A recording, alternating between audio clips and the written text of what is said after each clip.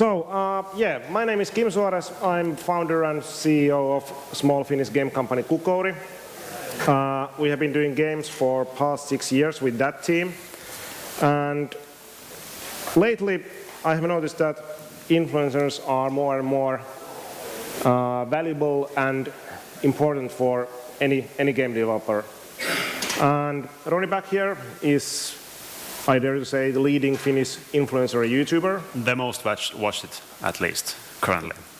And one thing that I noticed with younger generation, like my kids, for example, I mean, I grew up reading game magazines, but my kids, 16 and 17, they don't read anything on paper, but they don't read anything online either. What they do, they watch people like you, Roni. They watch YouTubers, streamers, and that's like huge shift that has happened like in just past few years.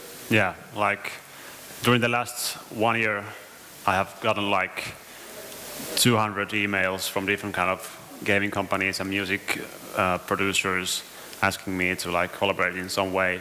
And also I have made some collaborations with EA. So I have done a lot of collaborations also with this. And so, how many people here are developers or publishers? Quite a few. So, as a fellow developer, I think that it's obvious that what we want from these people is kind of like airtime, and that converts into downloads. But if we don't go into financials yet, what do you guys, as an influencer, as a YouTuber, what do you want from a company that you said that, 200 emails? What makes you pick someone above something else? Well, I want to be as genuine and honest with these things. So if I sound cocky or something like that, that's just me, and you can judge me because of that. But nowadays, if I get an email from a publisher, if it's not in Finnish or it doesn't have the label paid promotion, or something interesting, I just normally skip it. Because there is so many people trying to contact me and try to like make it work, and therefore I have to mainly skip all of them, because the gaming industry has changed quite a lot, because YouTube has changed. Mm-hmm. When I started making videos 5 years ago, Minecraft was the thing, that if you made a Minecraft video, you get followers. And I was like, okay, Minecraft it is, even though I didn't like the game that much. And then YouTube nowadays wants that the YouTubers make as many videos as possible and as long videos as possible. And therefore, when I nowadays decide what game I would play on my channel, it has to be very easy to pick up. It has to have the possibility to make an interesting title, an interesting thumbnail picture for the video. A good example is the last gaming video that I did, which was a Beast Battle Simulator. I have no clue if anyone knows the game, but nevertheless, you play with dinosaurs and animals there, and for example soccer and such. It's like just a very bad game in general, when most likely many of you have a lot better games. But it's fun, and it's very, very easy to pick up. You just download it, and in 5 minutes you can play it, and you are already having fun. So before I would play like Call of Duty and these big games, but even Call of Duty nowadays, the YouTubers that have made videos of Call of Duty are now quitting their YouTube careers, because Call of Duty isn't anymore something that YouTube even pushes up. That's true. I sent the questions to Roni before, and now he's answering my questions before I asked them. My next question was that what are the characteristics of games that make you pick them before some other games? And you already kind of like answered that. But it's like, kind of like to reiterate, it's like the game has to be like, well, easy to pick up and different. Action-based. And it should have some like quality that makes it fun to look like. Goat Simulator, I Am Bread, those are silly or even stupid games, but you see a ton of YouTubers making videos of those because you get laughs and good content. Yeah, indeed. Like games like Goat Simulator and I Am Bread. When I see the game, I'm already like, okay, this is easy YouTube views. This is fun, and the games are also games that you aren't even. Your goal isn't to be good at it, just having fun. And as you have seen, YouTubers like PewDiePie then pick it up, and the other YouTubers are checking that, okay, PewDiePie is playing the game, I will also play the game because it's trendy now. And it's the same thing that, for example, if I play a game, in 2 weeks there are like 5 different Finnish YouTubers playing the same game. So if you can get a YouTuber to play your game, which is a bit bigger and has a lot of other YouTubers following him or her, then it can easily lead up to this like cumulative thing. So, yeah, as I said, what motivates developers are the downloads, but you guys are after similar thing, then that's subscribers or views, right? Yeah, and of course money. It also pays our bills. As YouTube is a career now, and all the people there are not doing it mainly not only for fun, but also for the monetary part. And I have made a lot of collaborations with, for example, mobile phone games also. I mean, oftentimes when you discuss about getting your game into some channel, it's the elephant in the room is the money.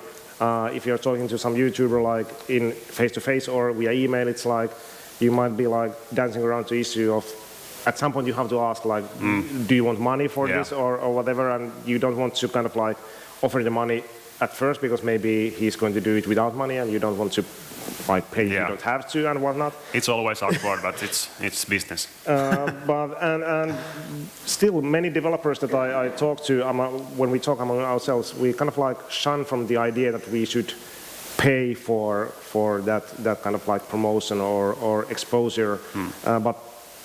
And people are saying that they don't do it, they just want more, but at the same time I see many companies, ourselves included, doing that because, as you said, you have to pay your bills too, and it's not a hobby, it's a profession for you. So I have a good example for that one.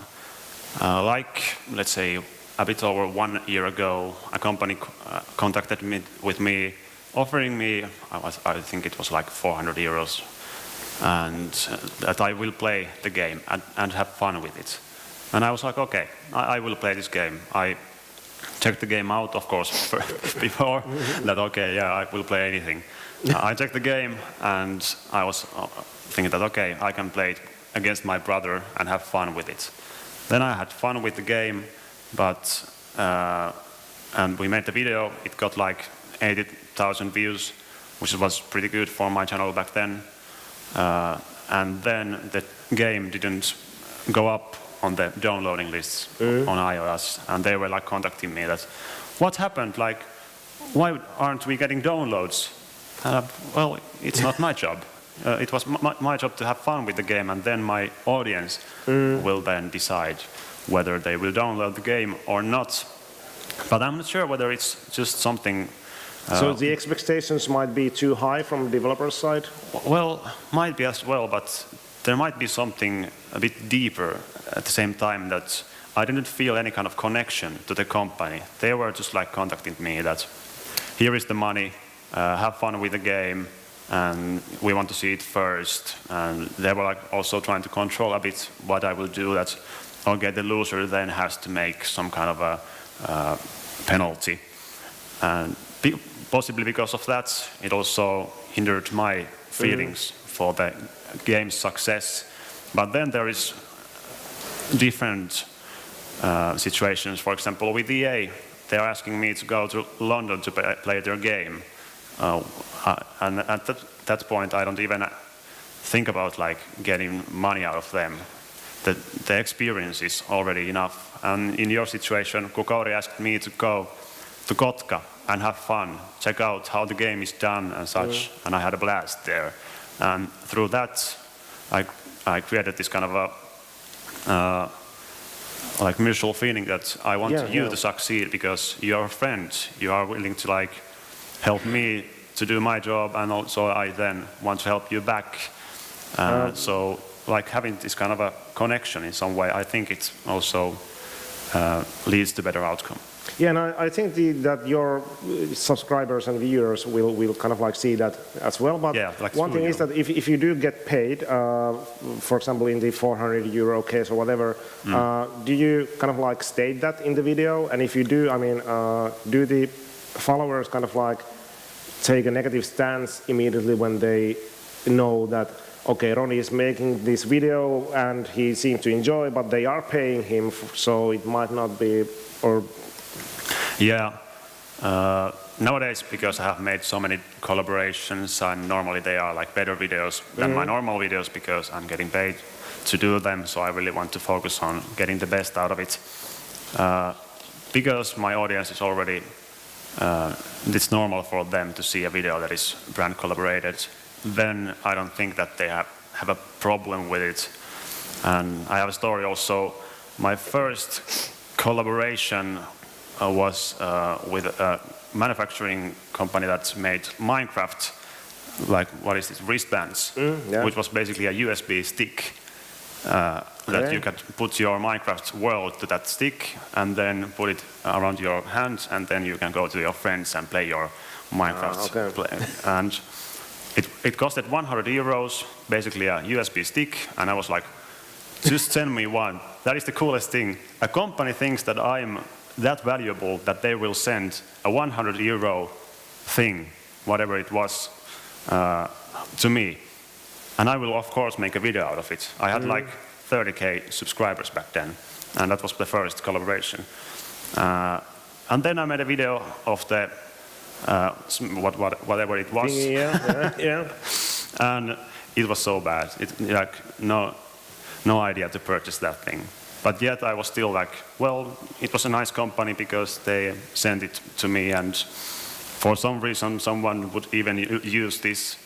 The point is that I'm trying to make here, possibly I am not the guy who to contact if you are a smaller developer or even a bigger one. Nowadays the micro-influencers are a big business because they don't have a lot of followers, yes, but at the same time they don't have their email full of collaboration offers. Yeah, and we have noticed that with it's more legwork to target like those, what do you call, micro-influencers, Yeah. but if you have enough of those, then add up. Yeah. But still talking or circling back to the money issue, Yeah. is I'm not sure if you are working with any agency at the moment. I'm sure that the best agency, if you are working with them, but in general, what's your stance on agencies? Because as a developer, again, I easily see that those kind of like networks are kind of like middleman, just grabbing part of the money, and as a developer, I end up paying even more. But I don't know. Yeah, I work with an agency called Splay Suomi, and they are basically making this all possible that I do nowadays because they negotiate, they schedule all my things, except this one. I was almost late here because of that. Yeah, well, we did digital, our friend base. But okay, so but agencies are important for professional influencers like you. For professional big ones, but for smaller ones, they are not using it. And in most cases, when you go through agency, they are asking more. But when you contact the YouTuber directly, you can save money, but at the same time, it can go badly. The middleman there is helping that everything goes with the plan, and because they have the reputation that they have to keep. I have met middlemen and used middlemen that didn't actually make sure that things go to the plan. I'm only thinking we did it straight away, and it was good. But so you're not kind of like you're not like married to the agency, so you can do things outside. Well, actually, I kind of am, and it's nice to be that way also. That in my part, and to be straight, they are taking 20% of the income that I get. It's not like so it's not like a 50% or an unknown amount that they are taking. But at the same time, there are salespeople that you are contacting there. I, as a YouTuber, I don't know anything about sales or like negotiating any kind of prices. That's why I took the 100 euro Minecraft thing, because I just was like, well, that's like very, very big price. or one thing to get like for just one video. But then now as I have the agency, when they do the negotiations, they of course ask a very high price first, and then they go down, as you are saying that no, that's too much. One thing that we at Kukori have been doing, kind of like to circumvent the money changing hands thing, and as we're working with mainly micro-influencers right now, is that we know that they want views and subscribers. Is what we do, that we promote their videos inside our game, and if someone has like, I don't know, 50,000 followers, and we can get them 5,000 more by integrating their video into our main menu, that's valuable for them. But for big guys like you, it's not much so. How many subscribers does the Pixel World's channel have? Our own channel, yeah, we have official channel for Pixel World. It's like, I'm not a community manager, but I think it's like around 40K. That's so much for a game, in my opinion. And I think also that Pixel World is a great example for any kind of developer that you have invested to it so much. Yeah, in Pixel World we have our own in-house YouTuber or influencer community manager who does weekly videos and weekly streams. But also, yeah, we promote smaller influencers in the game as well. But yeah, and of course, because of that, the smaller influencers want to collaborate with you because you have their own views, their own subscribers already there. Yeah, so that kind of like helps them as well. Yeah. Yeah. And that's the best part, that there is like a win-win situation for especially the But it doesn't really, it works to some extent, but then not to the big guys. The big guys are then different, of course. So one question I wanted to ask you is how should developers approach influencers? Like we have also noticed that if we send an email, if you even find the email, we send it to someone and they never get back. Yeah. And you just said that you get hundreds of emails and you just can't like come through them all. Yeah. So what is let's say it's not Finnish game. You said that you prefer Finnish game, or you give like leeway. Yeah. It's not Finnish, but they are maybe willing to pay. How should they contact you? Like via Splay, or finding your email online, or? You can find the emails very easily from YouTube. You go to the channel and there is the information part, and you get email from there. In my case, I really respect if the email is on my native language, even though you would be like from London or wherever you are. The fact that if you know just one guy who speaks the language and you can send the email in that language, it really helps, because I think the nationality thing is a big thing, of course. And then, of course, if there is the monetary part, there is financial collaboration, it has to be stated clearly there, because that just helps the conversion rate to people to open the email. So the headlines would be "We pay." Yeah, cash. we pay a lot and we have a funny game. Yeah. Otherwise, as I see the emails, normally, if there, this is the good example. You have to have the email. If you start, for example, dear Ronnie, that is already a big thing, because normally even though you have a copy-paste thing that, okay, the same text to many influencers, put the name there, and also if you have it on the title of the email, that is also good, because there have been situations where it starts with Dear Ville, which is the other influencer, and at that point you see that, okay, I'm just one of the many who is getting this email, and also one by one sending the emails that there isn't a big list of people who you have contacted. Or the email is sent to company's own address and you are like blind carbon copies. Indeed. Yeah. And testing different strategies, but at the same time understanding that the bigger the YouTuber is, the more emails he or she is getting, and it's very hard, very hard. Okay, last question before we take questions from the audience is that mobile games is quite young industry. I mean, first iPhone came out, what, 10 years ago, and influencers much less than that. Yeah. So, and in many cases, I see that the kind of like the influencers market or whatever is like very like in its infancy.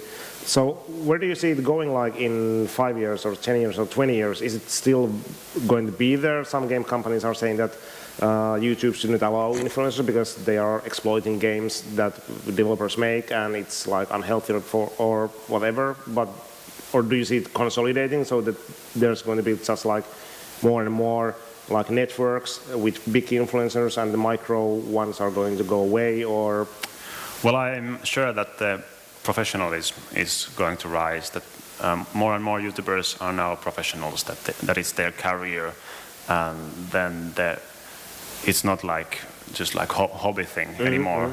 And at the same time, when there is more YouTubers that are making it as, for example, full time, then the more YouTubers are very small very easily because some people are doing it for their full-time job, and the competition has already risen a lot.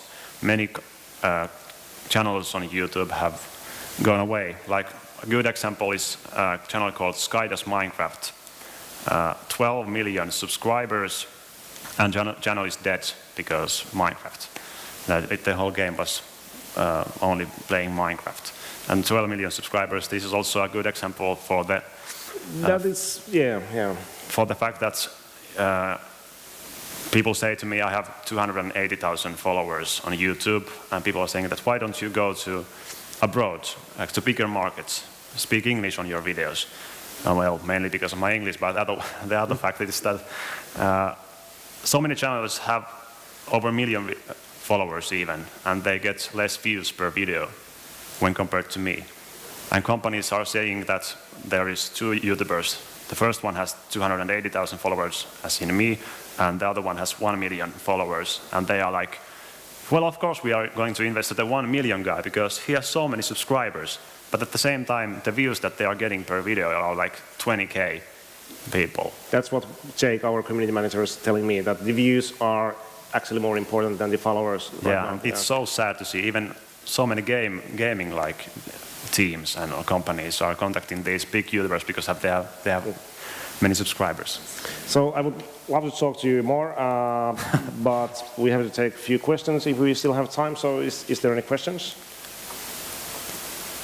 Yeah, I'm not sure whether you covered this point or not, but is it important for bloggers to receive messages, offers in their native languages, or English is fine? Yeah, I was talking about it. I think it depends on the vlogger or YouTuber, but in my case, if it's in Finnish, I will open it always because I want to support the local YouTubers or the gaming companies, and at the same time, I feel just a different bonding also in those cases. Yeah, so and even if I use Google Translate, I think it's not the same. I don't think it's the same. I have seen that also. And also, more often I get Swedish emails, even though it's just like a Chinese company sending. I think he's Swedish. Okay. Unfortunately, we're really out of time. Okay. Thanks. Thank you. Thank you, guys. If you have any questions, I can answer them.